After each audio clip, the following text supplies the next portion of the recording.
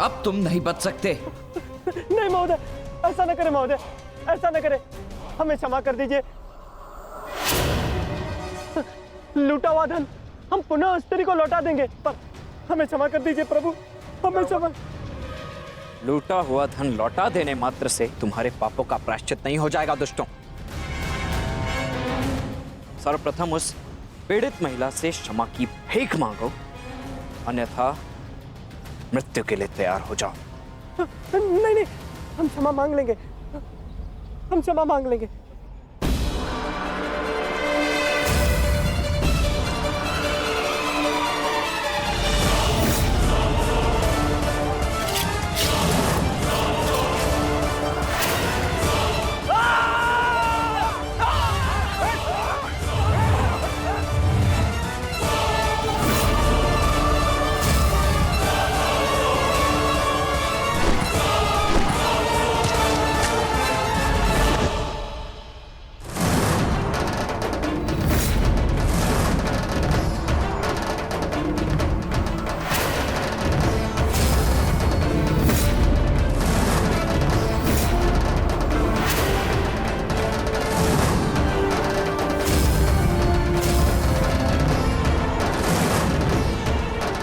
वृषसेन,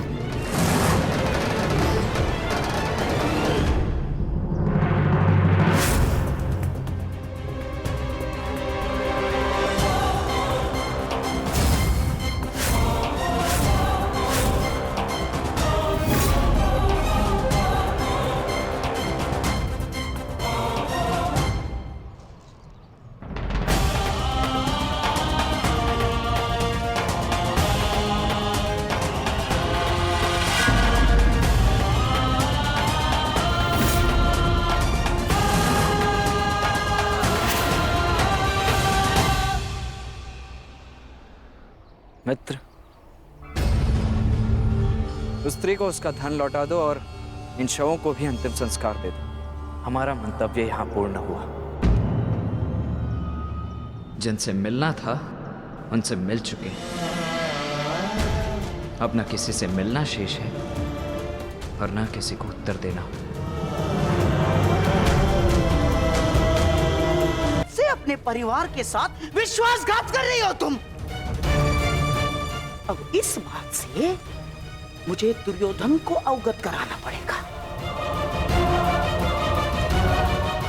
अब वो ही तुम्हारे इस दुस्साहस का निर्णय लेगा। रो लो तुम। नहीं मामा श्री, रुक जाइए। रो लो तुम, रो लो। ऐसा ना करिए मामा श्री, कृपया करके पिताश्री को कुछ ना बताइए, हम आपसे विनती करते हैं।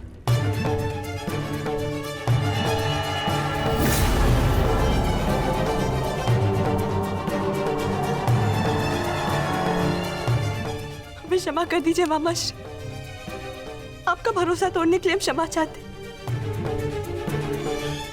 बहुत बड़ी भूल हो गई हमसे।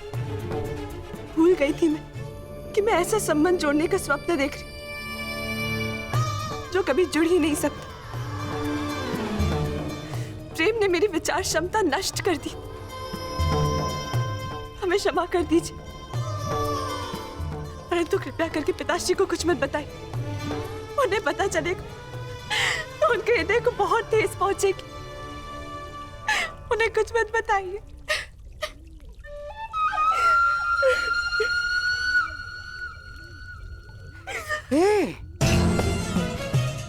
अच्छी ना, तुम आओ क्या बैठो।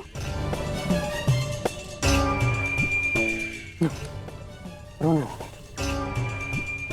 लक्ष्मणा, देखो मुझे क्रोध तो आया था मुझे क्रोध, परंतु तुम्हारे अश्रुओं ने मुझसे कह दिया कि तुम सांब से अत्याधिक प्रेम करती हो। हाँ ठीक है, अब मुझे ही कोई मार्ग ढूंढना पड़ेगा इससे बाहर निकलने का।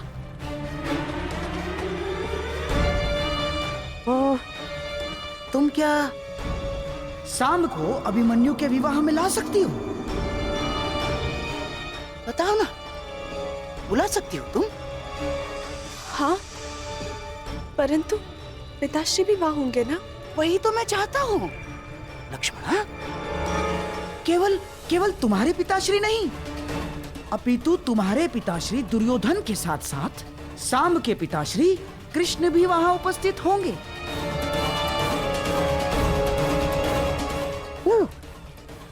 अर्थात तुम्हारे विवाह के विषय में कुछ प्रस्ताव उपस्थित करने के लिए दोनों के पिताश्री वहां होना आवश्यक है कि नहीं?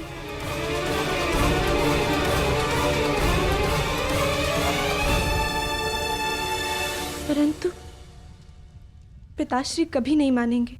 ना ना ना, तुम दुर्योधन की चिंता बिल्कुल मत करना, मैं उसे समझा दूंगा। सच? हाँ? अरे, मैं अपनी लक्ष्मणा के लिए इतना भी नहीं कर सकता। तुम बस किसी भी परिस्थिति में शाम को वहां उस विवाह में ले आना, शेष सब मैं संभाल लूंगा। हाँ? धन्यवाद मामाश्री। शाम अवश्य आएंगे। हम अभी से संदेश भेजते। हाँ।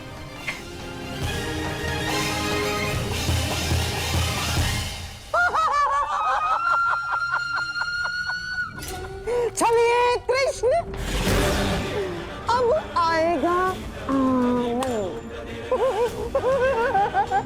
मेरी अगली चाल के लिए तैयार रहना। तो इस बार तुम्हारी पराजय निश्चित निश्चित। इस पिता और पुत्र के संबंध का आपके लिए महत्व ही क्या है? इस बात का क्या तात्पर्य है पिता?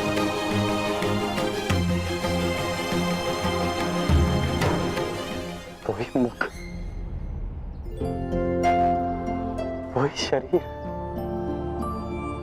जैसे मेरा ही प्रतिबिंब हो।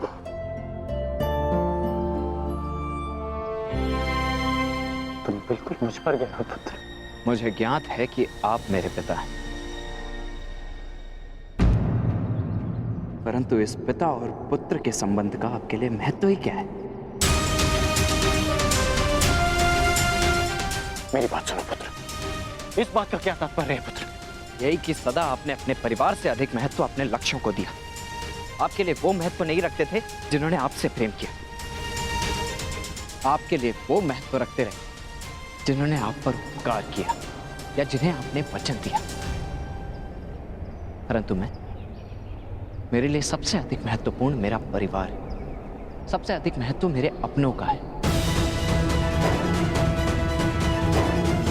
मेरी बात सुनो पुत्र, पुत्र मेरी बात सुनो। इतना रुष्ट हो अपने पिता से। जब मेरी आयु में पहुंचोगे तब जानोगे कि मनुष्य के लिए उसका कर्तव्य कितना महत्वपूर्ण होता है। मैं यहाँ केवल तुमसे मिलने आया हूं। अपना मुख मत फेरो मुझसे।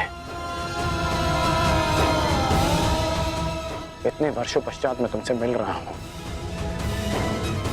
और तुम्हें लगता है इस अवसर का कोई महत्व नहीं मेरे लिए? रुष्टसेन,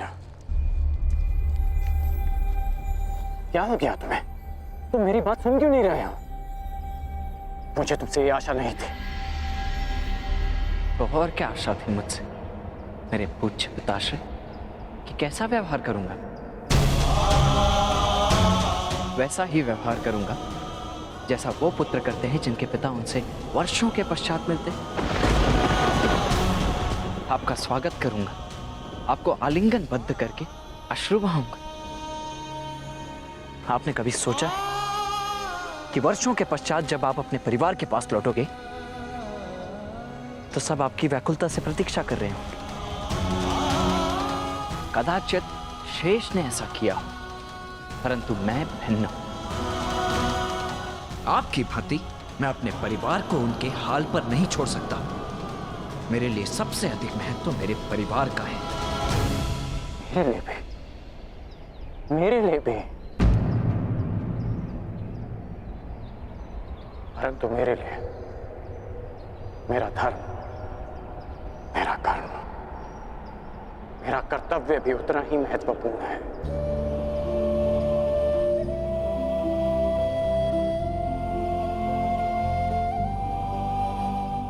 चाहा था पुत्र, परंतु मैं तुमसे मिल नहीं पाया। वो हस्तिनापुर की ओर से दिग्विजय के लिए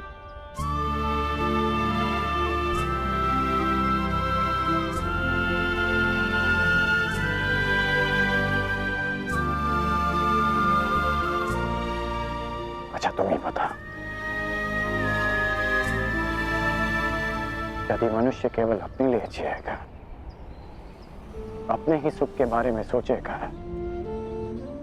तो क्या हमारी आने वाली पीढ़ी का धर्म से विश्वास नहीं उठ जाएगा?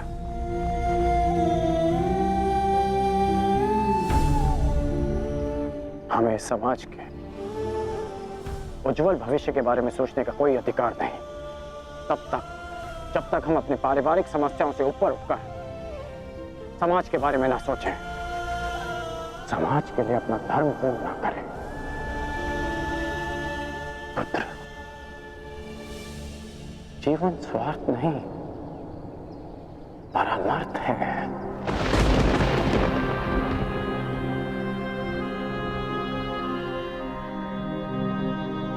मैंने जो कुछ भी किया उसका मुझे कोई पश्चाताप नहीं, कोई ग्लानि नहीं, क्योंकि मैं स्वयं के लिए नहीं समाज के लिए जिया हूं, लोगों के हित के लिए लड़ा हूं। मैंने जीवन भर परिवर्तन के लिए संघर्ष किया।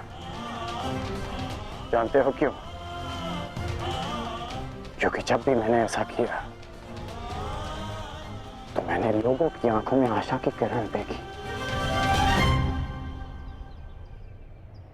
संसार में परिवर्तन लाने से पूर्व हमें स्वयं में परिवर्तन लाना चाहिए। इसलिए मैंने ये सब किया पुत्र।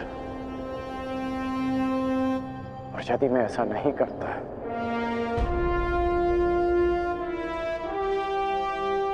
तो तुम आज एक सूत पुत्र होकर हाथ में शस्त्र नहीं उठा पाते।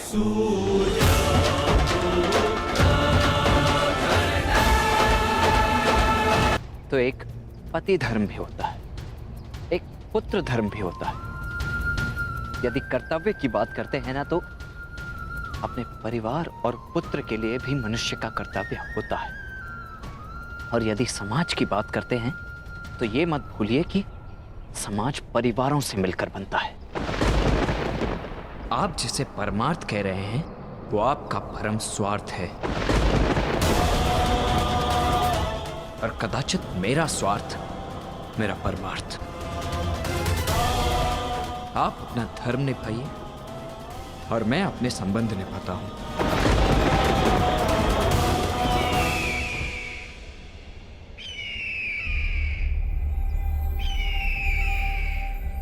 अब मैं चलता हूं, मुझे शीघ्र ही कहीं पहुंचना है अपने संबंध निभाने के लिए।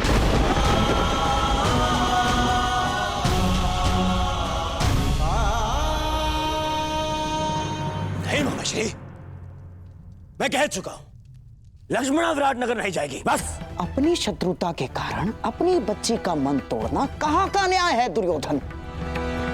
हमारी बच्ची लक्ष्मणा को हमारे साथ ले जाना उचित होगा दुर्योधन। अरे कदाचित आप भूल रहे हैं मामाश्री कि विराटनगर हमारा मित्र नहीं शत्रु राज्य है। कोई अनहोनी हो गई तो, युद्ध छिड़ गया तो। मैं कुछ नहीं भूला हूं दुर्योधन, परंतु समझो बात को, ये निमंत्रण युद्ध का नहीं, विवाह समारोह का निमंत्रण है। उस अभिमन्यु का विवाह समारोह है। और दुर्योधन, हमारी नई पीढ़ी का पहला विवाह है, उसमें हमारी बच्ची को ले जाना अनुचित नहीं है। अरे मामाश्री, क्षमा कीजिए मुझे, परंतु यह मुझे स्वीकार नहीं है। मैं अपनी पुत्री को संकट में नहीं डालूंगा, बस। दुर्योधन, देखो, ये मत भूलो कि ये आमंत्रण पांडवों की ओर से आया है, अर्थात पांडव शांति बनाए रखने के लिए कुछ भी कर सकते हैं, कुछ भी, जिससे किसी पर भी कोई भी संकट आए। मामाश्री बस, अब मुझे और कुछ नहीं सुनना है। ठीक है, जैसा तुम उचित समझो। रुकिए मामाश्री, क्या चल रहा है आपके मस्तिष्क में?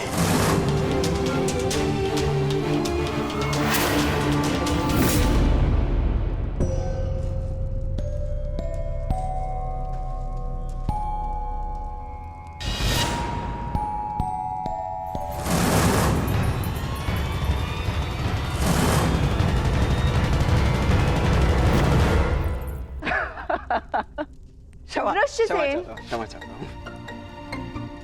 नहीं, मैं क्षमा चाहती हूँ तुम्हें इस प्रकार यहाँ बुलाने के लिए, परंतु बात ही कुछ ऐसी थी। वो, मैं एक विवाह में जा रही हूँ और मैं चाहती हूँ कि सांब भी वहाँ उपस्थित हो और उसे केवल तुम ही वहाँ ला सकते हो, तो तुम्हारी बात अवश्य मानेंगे। अच्छा, तुम्हारे कहने का तात्पर्य है कि वो तुमसे अधिक मेरी बात मानेगा। वृषसेन, ये परिहास का समय नहीं है, मेरी जान पर लगी है।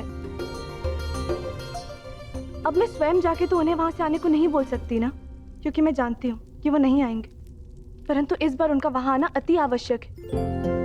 और तुम मेरे मित्र होके ऐसे उपहास कर रहे हो। अरे अरे, ठीक है, यदि इतना ही आवश्यक है तो मैं स्वयं जाकर कुमार सांब को लेकर उपस्थित हो जाऊंगा। कहाँ है वे? विराट नगर में। वहां तो कुमार अभिमन्यु के विवाह का आयोजन चल रहा है ना, अर्थात तुम उस विवाह में। प्रश्न ये नहीं है कि लक्ष्मणा विराटनगर जाए या ना जाए, प्रश्न ये है कि आप उसे वहां ले जाने का हट क्यों कर रहे हैं? क्यों मामाश्री? ऐसा कुछ नहीं है दुर्योधन।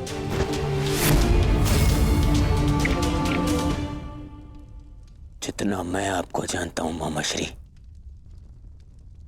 आप अकारण मेरा मन बदलने के लिए मुझे बातें नहीं करते हैं। कुछ तो योजना आपके अंतर मन में है मामाश्री। अब भला मेरे मन में क्या योजना हो सकती है? मैं ये जो कुछ भी कर रहा हूँ अपनी बच्ची लक्ष्मणा की प्रसन्नता के लिए कर रहा हूँ, और कोई योजना नहीं है इसमें। बेहतर होगा कि ना हो मामाश्री, क्योंकि यदि ये कोई आपकी योजना है जिसमें आपने मेरी पुत्री का उपयोग करना चाहा, तो मैं आपको क्षमा नहीं करूंगा मामाश्री। ये क्या क्या कह रहे हो दुर्योधन?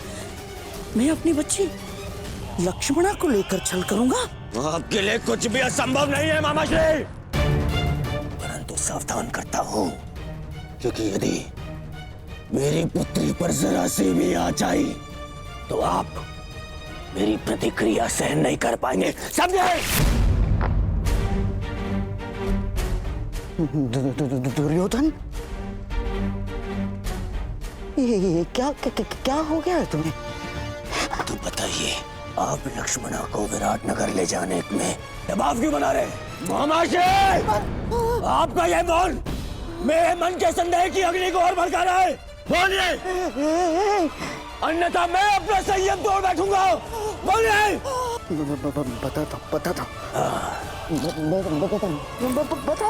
बताता हूँ। भूल जाओ लक्ष्मणा, ये संभव नहीं। तुम अपना ये संदेश किसी और के हाथों पहुंचा दो, मैं ये नहीं कर सकता। परंतु क्यों? लक्ष्मणा, वहां कौरव और पांडव सभी उपस्थित होंगे और मैं नहीं चाहता कि तुम्हारा सामना तुम्हारे पिता से हो, यही ना? वृषसेन, मैं जानती हूँ कि तुम और सांब अपने पिता के समक्ष नहीं जाना चाहते, परंतु ये मेरे और सांब के जीवन का प्रश्न है। मित्र हो ना, सहायता नहीं करोगे?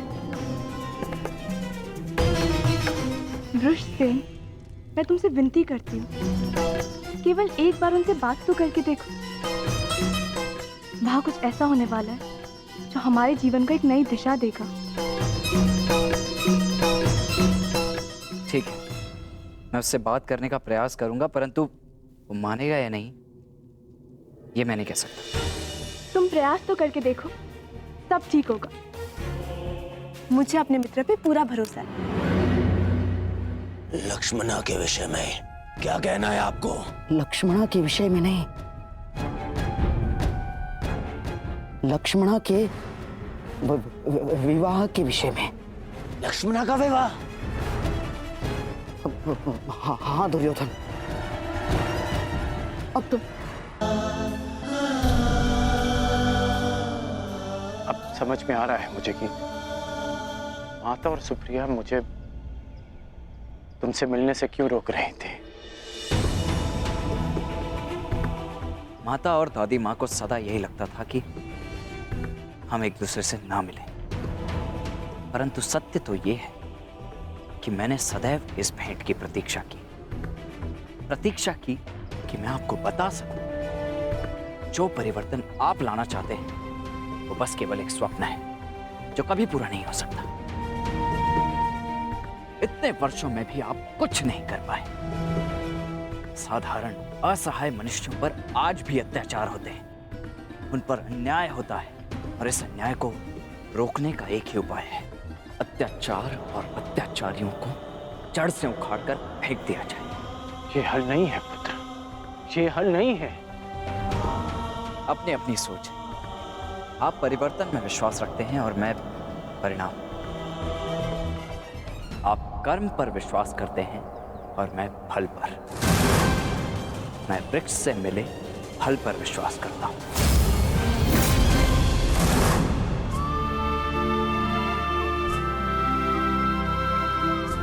मैं जानता हूं कि तुम्हारे भीतर मेरे लिए बहुत कड़वाहट होगी,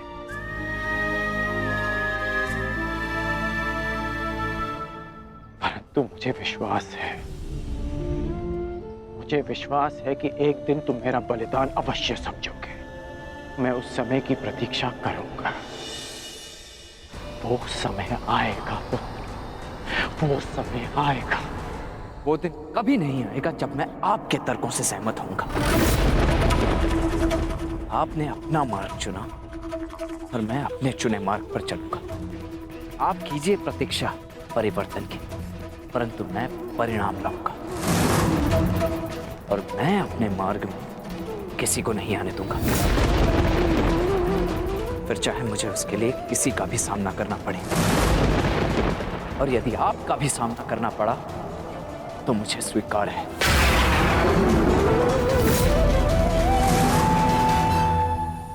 आपने अपना तर्क सामने रख दिया और मैंने अपना पक्ष आपको समझा दिया। अब ये अंतिम अवसर है जब हम मिल रहे हैं। ईश्वर से प्रार्थना है कि अब जब कभी भी हम एक दूसरे के सामने आए तो एक दूसरे के विपक्ष में ना हो, क्योंकि यदि ऐसा हुआ तो हम दोनों में से कोई एक ही जीवित बचेगा।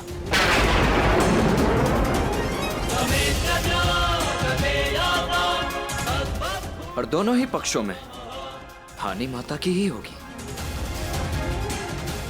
रोना उन्हें ही पड़ेगा। इसलिए प्रार्थना है कि आगे से मेरे मार्ग में ना आए।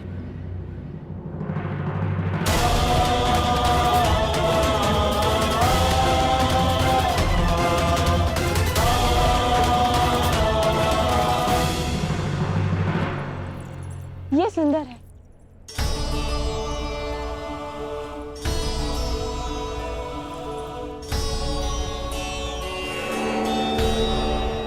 अति सुंदर पुत्री, वस्त्र चयन में बहुत ही प्रवीण हो गए हो लक्ष्मणा। एकांत। नहीं नहीं मामाश्री, प्रवीण तो आप हैं मनाने में। हैं? मुझे तो विश्वास ही नहीं हो रहा कि ये चमत्कार कैसे हुआ। पिताश्री को कैसे मनाया? विश्वास के कारण, क्योंकि शकुनी हमेशा अपने दिए वचन पूर्ण करता है। तुम्हें भी मुझ पर विश्वास करना सीखना होगा लक्ष्मणा। मुझे आप पर पूरा विश्वास है मामाश्री।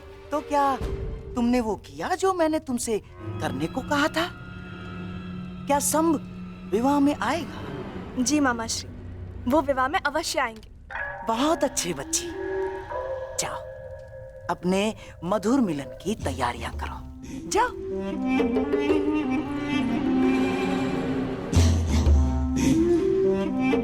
और मैं कृष्ण की पहली बार पराजय की कड़वी मुद्रा देखने की तैयारी करता हूं। मैं नहीं जानता कि तुम भविष्य देख पा रहे हो या नहीं, परंतु मैं तुम्हें हारता हुआ अवश्य देख पा रहा हूं।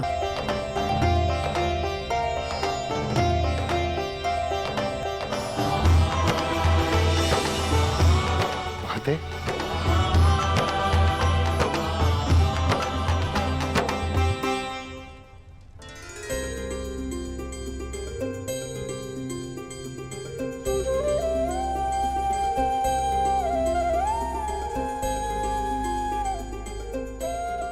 तेरह वर्षों से ये आंखें तुम सबको देखने के लिए तरस रही हैं। अच्छा नेतृत्व हो जाने दो।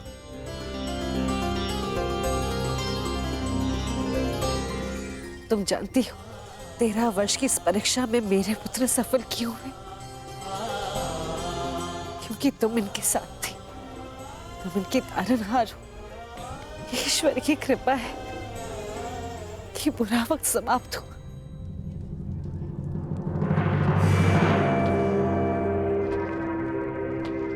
और किसी का बुरा समय प्रारंभ हुआ।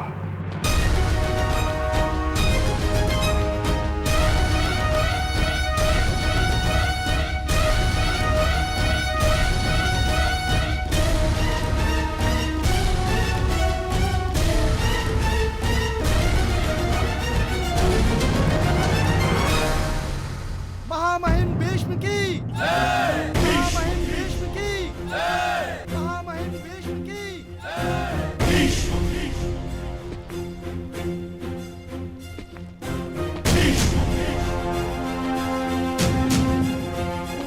आप यहाँ पधारे, हम धन्य हुए पितामह।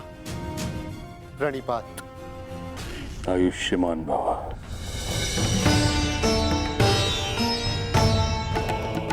प्राणिपात।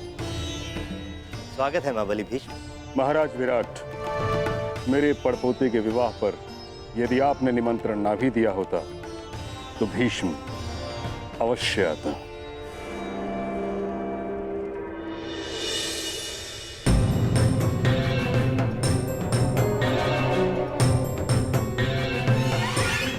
आइए महाबली भीष्म।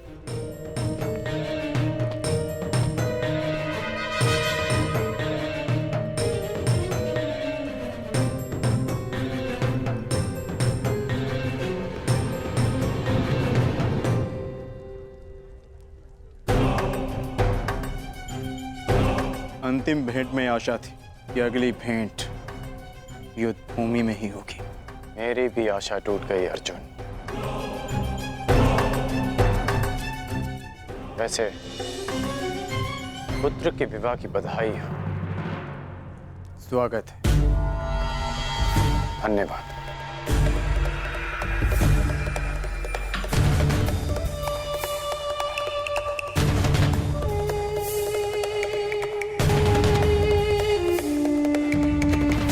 प्रणिपात।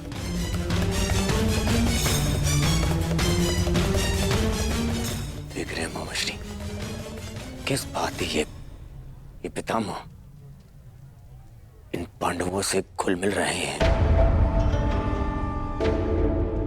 कोई जाए उन्हें बताए, समझाए उन्हें कि कुछ ही समय पश्चात यही पांडव युद्ध में हमारे विरुद्ध खड़े होंगे। शांत रहो दुर्योधन। मुख मुद्रा सुंदर नहीं बना सकते तो कम से कम सुंदर शब्दों का प्रयोग तो करो। और ये मत भूलो कि हम यहाँ केवल अभिमन्यु के विवाह के लिए नहीं आए। हमें हमारी बच्ची लक्ष्मणा के विवाह के विषय में भी बात चलानी है। और एक कर्तव्यनिष्ठ पिता के भांति व्यवहार करना सीखो और ये बचपना छोड़ो।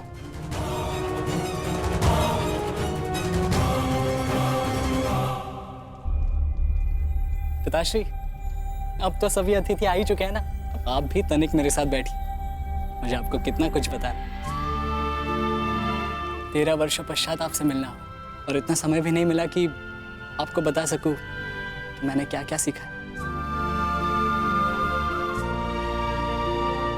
अवश्य।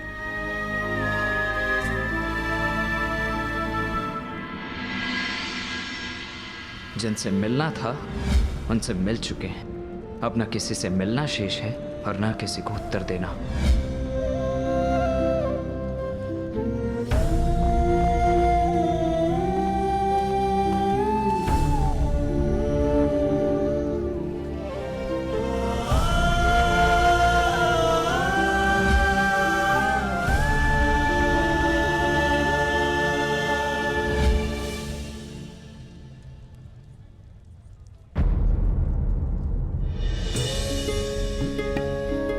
वासुदेव,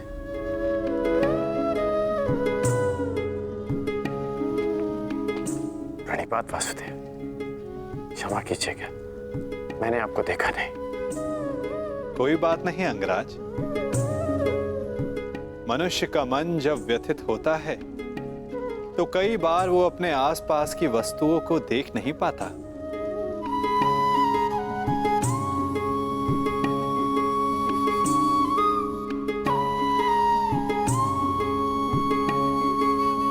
मैं व्यथित हूं,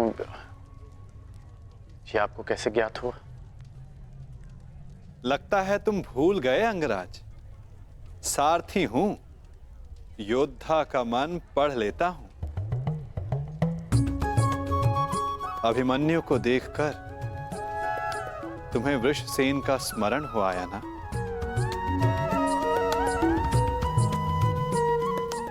ना कहूंगा तो असत्य होगा। पिता पुत्र का संबंध बड़ा विचित्र होता है। दोनों जन्म से जुड़े होते हैं, साथ होते हैं, परंतु कई बार साथ आने में बड़ा समय लग जाता है। अपने संतान के उज्जवल और स्वतंत्र भविष्य के लिए एक पिता अपने पुत्र से दूर रहता है, परंतु उस दूरी को समाप्त करने में उसे ही वर्षों लग जाते हैं। परंतु मुझे तो भय है कि कहीं अधिक विलंब ना हो जाए। ये तो समय ही बताएगा अंगराज।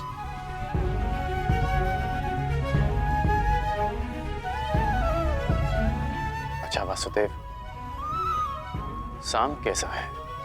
वो आपके साथ नहीं आया? वो अच्छा है अंगराज। उसका यहां आने का मन नहीं था, इसलिए साथ नहीं आया। परंतु मन की गति बड़ी चंचल होती है अंगराज। क्या पता कब बदल जाए। वासुदेव क्षमा कीजिएगा, परंतु मेरे पूछने का एक और तात्पर्य है। आपका आपके पुत्र से संबंध कैसा है? मैंने कहा ना अंगराज, पिता पुत्र का संबंध बड़ा विचित्र होता है।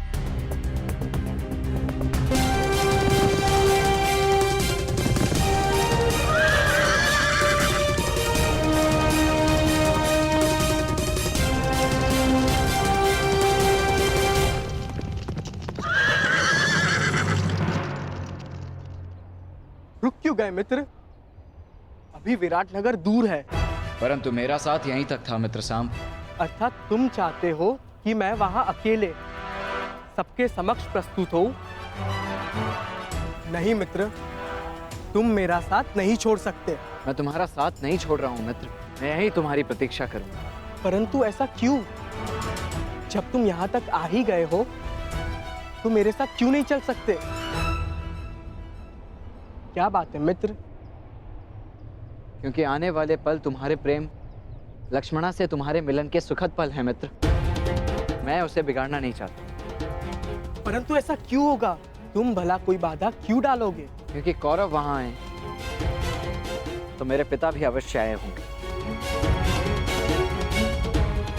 मेरे पिता भी वहां है। हमें उन्हें अनदेखा करना है। कुछ बातें अनदेखी नहीं की जा सकती मित्र। मैं उनसे अंतिम भेंट करके आया हूं। यदि अब भेंट होगी तो विध्वंस होगा, और मैं ये नहीं चाहता। ऐसा नहीं है वृषसेन। ऐसा ही है मित्र। अब यहां से तुम्हें अकेले ही जाना होगा, परंतु विश्वास करो, यदि कुछ भी अशुभ होता है तो पीछे पलट कर देखना, मुझे समक्ष पाओगे। जाओ सांब, लक्ष्मणा तुम्हारी प्रतीक्षा कर रही है। और हाँ, शांत रहना मित्र। स्वयं किसी संकट को आमंत्रण मत दे देना। प्रयास करना कोई समस्या उत्पन्न ना हो जाए। मैं समस्या उत्पन्न करने नहीं मित्र, समस्या का अंत करने जा रहा हूँ और एक नए जीवन का प्रारंभ।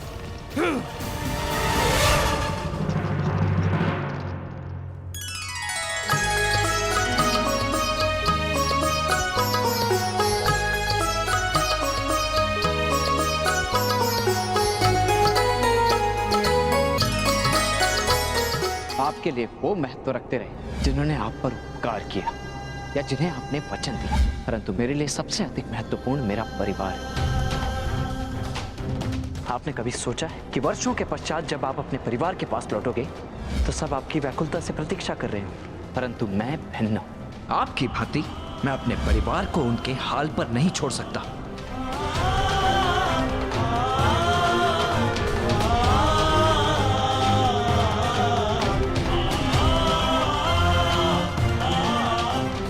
ईश्वर से प्रार्थना है कि अब जब कभी भी हम एक दूसरे के सामने आए तो एक दूसरे के विपक्ष में ना हो, कि यदि ऐसा हुआ तो हम दोनों में से कोई एक ही जीवित बचेगा।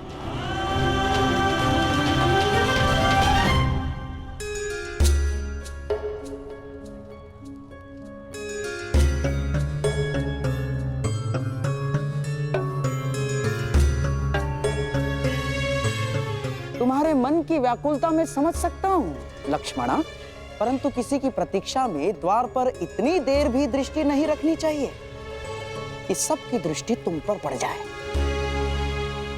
अवश्य कोई महान नीति का ज्ञान अपनी नातिन को दे रहे होंगे गांधार नरेश।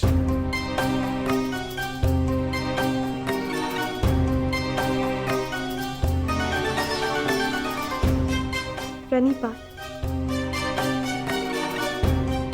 तुम्हारी मनोकामना पूर्ण हो पुत्री। प्रणिपात करने का एक लाभ ये होता है कि आशीर्वाद स्वतः मिल जाता है ना गांधार नरेश?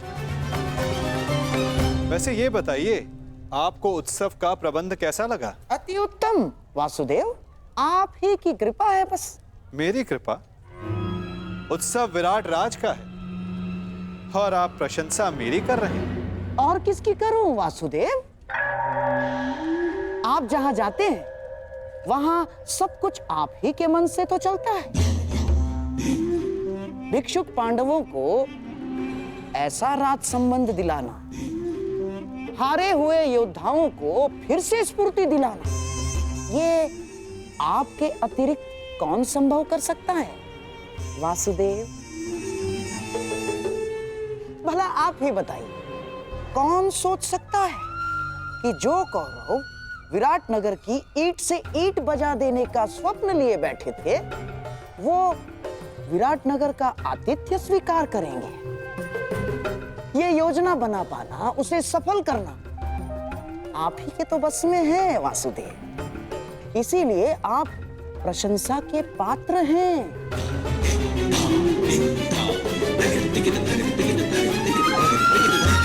योजना के भवन तो आपने भी बनाए हैं गांधार राज, और उत्सवों का प्रबंध भी आपने बहुत किया है, उसमें सफलता भी मिली। गांधार राज, वो बात और है कि उसके लिए आपको प्रशंसा नहीं मिली, परंतु एक बात के लिए मैं आपकी प्रशंसा अवश्य करूंगा कि हस्तिनापुर के इतने महान दिग्गजों को यहां लाना कोई सरल कार्य नहीं है। युवराज दुर्योधन, महामहिम भीष्म जैसे दृढ़ पुरुषों को यहां लाना बड़ा कठिन कार्य है, जिसे आपने बड़ी सरलता से पूर्ण कर दिया। हस्तिनापुर को आप विराट नगर ले ही आए गांधार नरेश, भले ही उसके पीछे आपका कोई व्यक्तिगत कारण अवश्य रहा हो। मेरा क्या कारण होगा वासुदेव? क्या कारण होगा मेरा ना? अरे हाँ, मैं यहाँ सबसे मिला, परंतु आपका पुत्र सांब कहीं दिखाई नहीं दे रहा है। क्या वो आमंत्रित नहीं है यहाँ? जिसे आना हो उसे आमंत्रण की क्या आवश्यकता? और यदि आपको सांब की कमी अनुभव हो रही है तो तनिक उधर देखिए गांधार राज।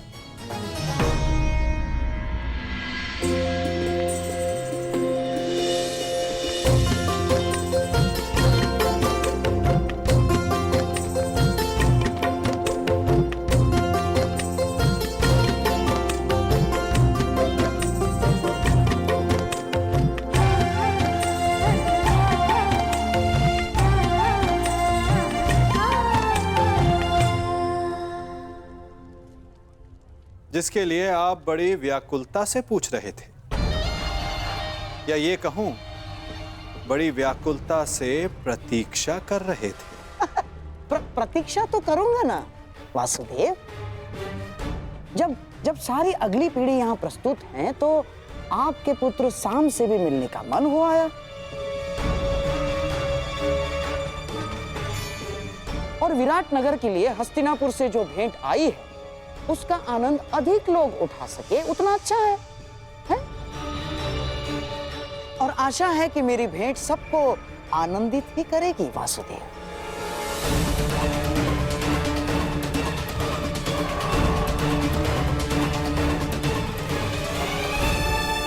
आज्ञा दीजिए वासुदेव, मैं उत्तरा से मिलके आती हूँ। जाओ।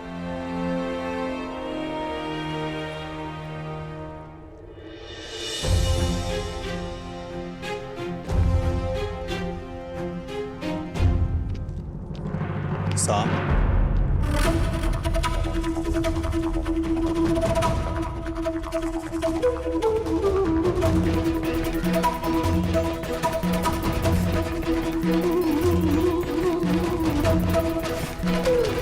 तुम वहां जहां मैं हूं? आश्चर्य हुआ तुम्हें देखकर। आश्चर्य नहीं, सौभाग्य है आपका पूजनीय पिताश्री। ये मत समझिएगा कि आपको लेकर मेरे विचार परिवर्तित हो गए। बात केवल इतनी है कि आज मेरा मन आनंद में था, बस उसे बांटने के लिए मैं अपने संबंधी के विवाह में चला आया। तुम उनमें से नहीं हो सांब जो केवल अपने मन के आनंद के लिए कुछ कर जाए। यदि तुम यहां आए हो तो अवश्य कोई छिपे हुए मंतव्य के साथ आए हो। पुत्र हो मेरे, इसे मेरी मंत्रणा समझो या चेतावनी, परंतु कुछ भी ऐसा मत करना जो अनिष्टकारी हो। वैसे पूरा भारतवर्ष एक महायुद्ध के ज्वालामुखी के मुख पर बैठा हुआ है। उस युद्ध को प्रारंभ करने का कलंक अपने सर पर मत ले लो।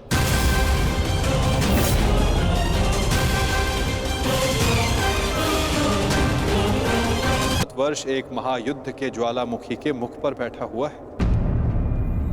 उस युद्ध को प्रारंभ करने का कलंक अपने सर पर मत ले ले। मुझे आपके भांति धर्म स्थापना की कोई चिंता नहीं। मैं यहाँ वो करने आया हूँ जिससे मेरे जीवन को संतुष्टि मिले। मैं संसार को नहीं, अपने जीवन को, अपने आनंद को महत्व देता हूँ। यदि संसार ही नहीं बचेगा तो जीवन में आनंद का क्या महत्व है पुत्र? वो आपकी सोच है, आपका कार्य। मैं वासुदेव कृष्ण नहीं हूँ। मैं ना ही भविष्य की चिंता करता हूँ और ना ही योजनाएं और माया जाल रचता हूँ। मैं अपने आज में जीता हूँ, इस पल का आनंद लेता हूँ। मैं बड़ी उड़ान की योजनाएं नहीं बनाता, बस अपने पंख खोलकर उड़ जाता हूँ। फिर चाहे वायु सुगम हो या चक्रवात, मैं इस पल को जीता हूँ। फिर चाहे अगले पल में मृत्यु हो।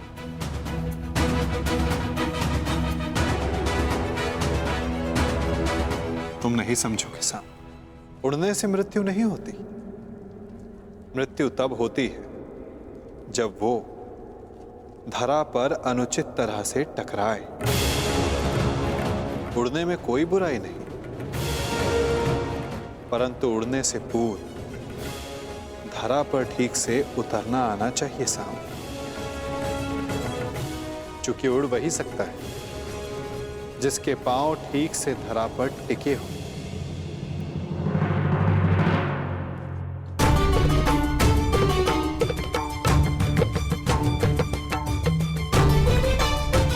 भद्र, इस शुभ अवसर पर इन अस्त्रों का क्या काम?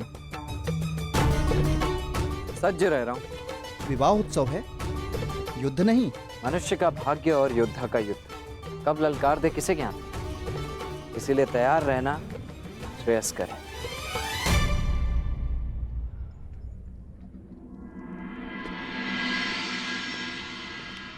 मैं प्रस्तुत हूँ।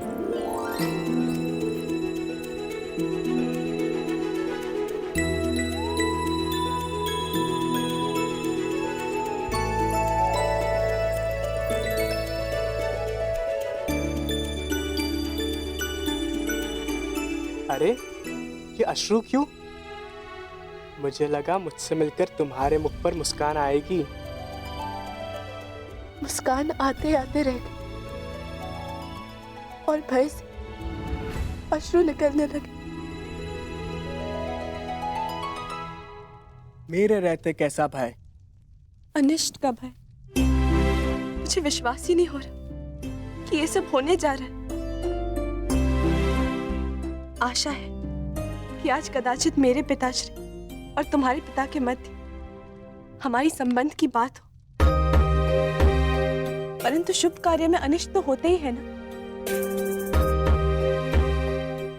बस इसी भय से अश्रु निकल। कोई अनिष्ट नहीं आएगा लक्ष्मणा, और यदि आया तो उसे मेरे बाणों का सामना करना होगा।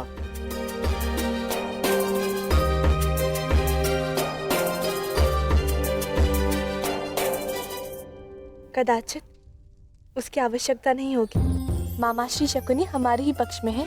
मुझे गांधार राज की चिंता नहीं, समस्या तो तुम्हारे पिता और मेरे पिता के विचार भेद की है। इसीलिए तो मामाश्री शकुनी का हमारे पक्ष में होना श्रेष्ठ है। मुझे उन पे पूर्ण विश्वास है। देखना, वो कोई ना कोई मार्ग अवश्य निकाल लेंगे और पिताश्री भी मान जाएंगे। परंतु मुझे गांधार राज शकुनी पर विश्वास नहीं। ऐसा मत बोलो सांग। और तुम्हें भी उन पर इतना विश्वास नहीं करना चाहिए, क्योंकि मुझे गांधार राज शकुनी पर विश्वास नहीं और ना ही अपने पिता पर, क्योंकि उन्हें मेरे हर निर्णय में, हर आकांक्षा में खोट दिखाई देता है।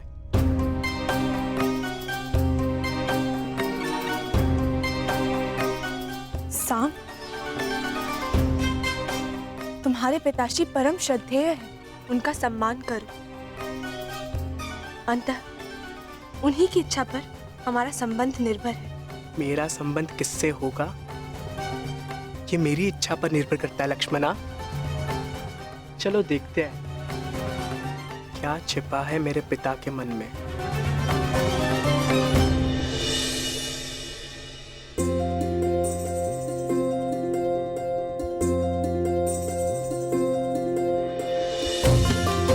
अंतिम बार एकांत में हाथ पकड़ रहे हो, अगली बार सबके समक्ष पकड़ोगे। अंतिम अवसर है, सोच लो, मुझसे विवाह करोगे?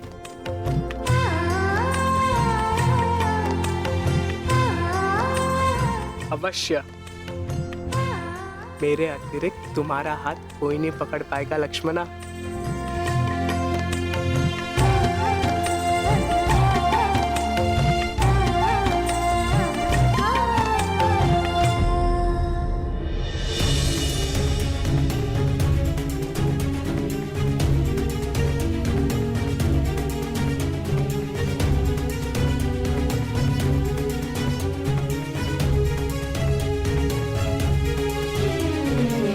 उपस्थित अतिथियों का निवेदन है कि अपना अपना स्थान ग्रहण करें। भोज का समय होने को है। क्षमा चाहता हूं आप सबसे, क्षमा।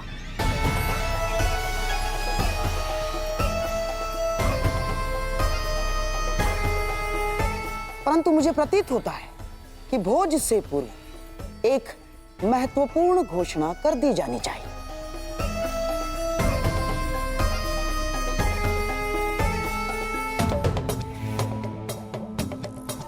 कैसी घोषणा गंधार नरेश? अब इसे घोषणा माने या प्रस्ताव,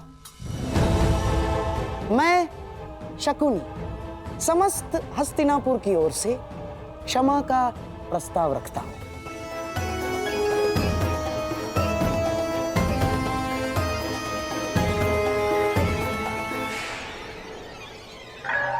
विराट राज, हमने इससे पहले भी आपका आतिथ्य भोगा है।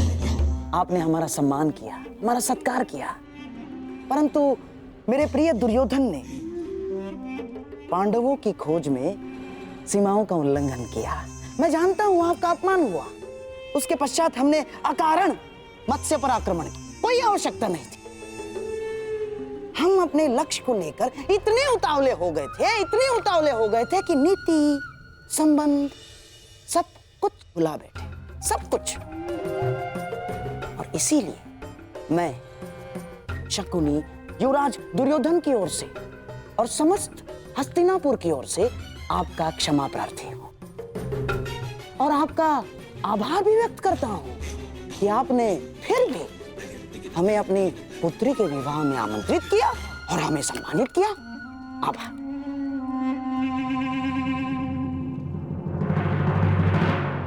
शकुनी का व्यवहार इतना विनम्र कब से हो गया? क्या है कि आप और हम दोनों क्षत्रिय हैं और आप तो जानते हैं कि क्षत्रिय क्रोध में सब कुछ भूल जाता है, सब कुछ। परंतु सच्चा क्षत्रिय वो है जो अपनी भूल स्वीकार करके भी मित्रता का हाथ बढ़ाने में भी पीछे नहीं हटता। इसीलिए मैं शकुनी हस्तिनापुर की ओर से मित्रता का हाथ आगे बढ़ाता हूं।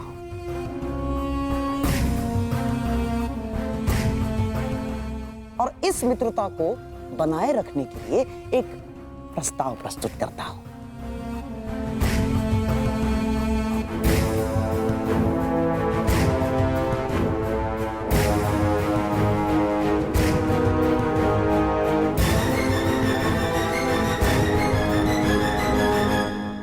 प्रथम पूज्य वासुदेव, क्या इस प्रस्ताव को प्रस्तुत करने के लिए आपकी अनुमति है?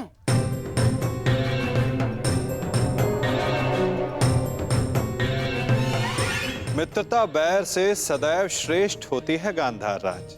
लो, अब तो स्वयं वासुदेव कृष्ण की अनुमति है। तो मैं हस्तिनापुर की राजकुमारी युवराज दुर्योधन की पुत्री लक्ष्मणा का हाथ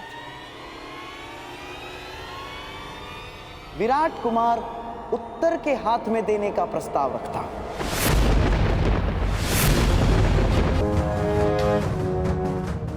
अब विराट राज के साथ साथ आपसे भी आशा है कि आप भी इस संबंध की अनुमति देंगे।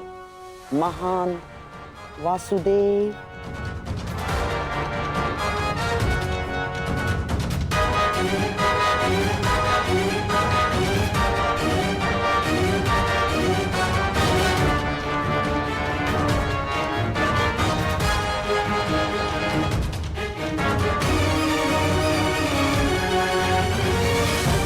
उत्तर का विवाह लक्ष्मणा के साथ?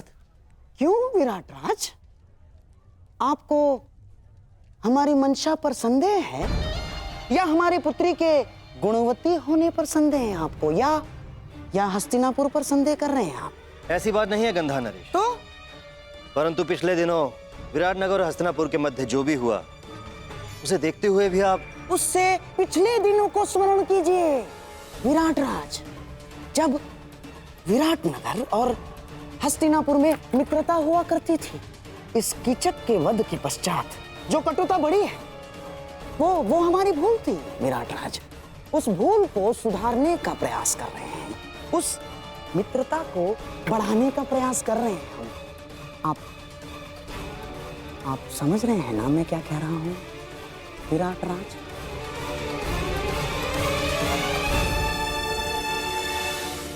कहीं ये किसी और छल का प्रयास तो नहीं गंदा राज? क्या ये संबंध हमसे भविष्य में होने वाले युद्ध में विराट राज का सहयोग प्राप्त करने की योजना तो नहीं है? क्या छल भीम? कदाचित तुम्हें ज्ञात नहीं है, छल परायों के साथ किया जाता है, अपनों के साथ नहीं। तुम्हें क्या लगता है मैं तुम्हारे ज्येष्ठ भ्राता युधिष्ठिर हूं, जिसने अपने भाइयों को, सगों को चौसर के दांव पर लगा दिया?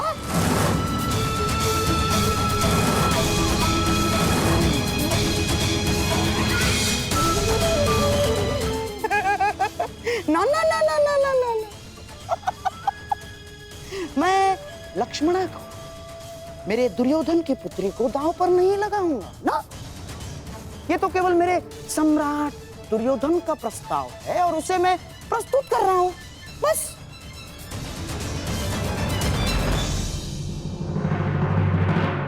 है ना दुर्योधन? मामाश्री ठीक कह रहे हैं। और भीम, ये प्रस्ताव मेरी ही ओर से है। मैं छल नहीं करता, मुझे बल पर विश्वास है, बल पर।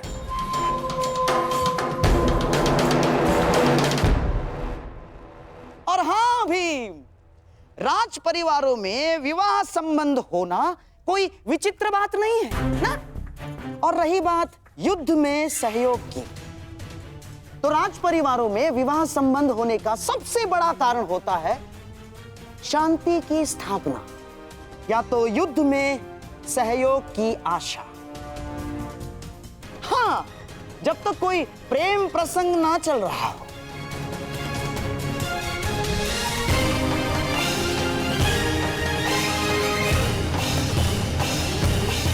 आपका क्या मत है प्रथम पूज्य वासुदेव? आपने भी अपने भांजे अभिमन्यु का विवाह उत्तरा के साथ इसी आशा में किया था कि पांडवों को युद्ध में विराट नगर का सहयोग मिल सके।